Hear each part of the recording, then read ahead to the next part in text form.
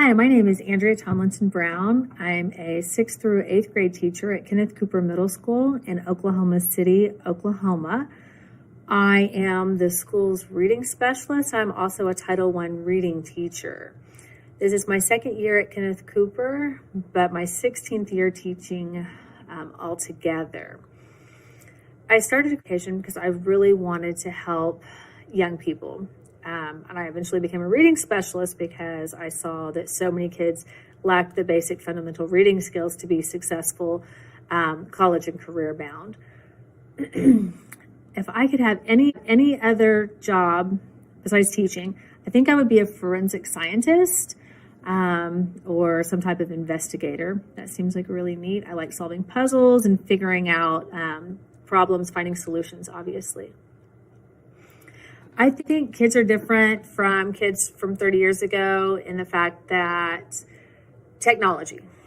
I think that we still have a lot of the same problems, a lot of the same issues, but access to technology is the biggest issue. Access to materials, that's kind of the biggest thing. They have no cell phones and they have all of these different devices online and ways to connect through social media. And that is really challenging. When I started teaching 16 years ago, we didn't have smartphones and it wasn't something that I constantly had to fight. Now we're finding ways to incorporate this technology into our classroom. And then there's a disparity between kids who have it and have not. I mean, even with headphones and styluses and different things and chargers, even accessing to charge their iPads is different.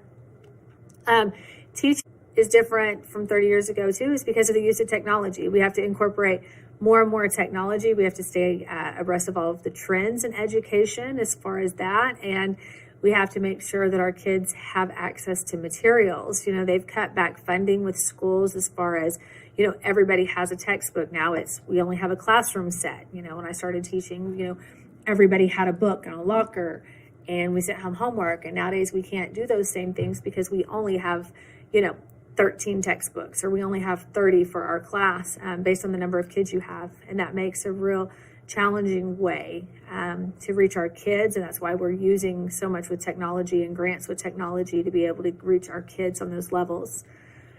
For someone that is thinking about becoming a teacher right now, I would really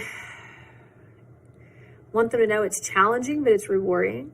You spend a lot of your own personal time and money. You form relationships with kids and it's emotional. I mean, you have some of these kids become your family. I mean, you attend weddings and graduations and baby showers, and some of these kids become part of your everyday life. It is definitely a challenging career, and it's one that is very thankless at times with political agendas and what teachers should do or what we're being asked to do by society to protect kids. It is something that a lot of people don't realize, the social aspects of, you know, what a teacher can do versus what, you know, a normal person can do. You know, if I as a teacher goes someplace and someone doesn't agree with that, or I purchase something or have a view, we really have to protect our personal life from our professional life in a lot of ways. And I think that's something young people coming into the career don't really understand, that teachers are still held on a different pedestal as far as what people expect for us to do or our values. One thing I would like to help or change to help kids learn better, if there was more access for all kids to materials. It's really sad. I've always taught in a Title I school, and so my kids don't have the same resources as kids in wealthier districts. We don't have the same support systems. I wish that there was more done for children in poverty as far as helping them to get to those same things. Like when we've gone virtual, we've had kids who can't get internet. And, oh, well, the internet provider said it would be free, and you're, you know, touting, well, yeah, you can get free internet for COVID, you know, it's okay, they're going to give you free internet. And the parents say, well, we still owe a bill from like 10 years ago, so we can't get free internet. We don't qualify because we have a past due balance. that's something a lot of families and, don't have those same struggles. My kids do not have the same access to materials. We don't have the same access. We're not getting the same education, which is why I choose to teach where I teach and choose to teach in Title I schools with my kids, because this is where I think more kids need teachers, which is why I've actually come looking for headphones, is so my kids can become better readers and better learners, and sometimes listening to read alouds or listening to things at home or in classes for the ones that are able to do so.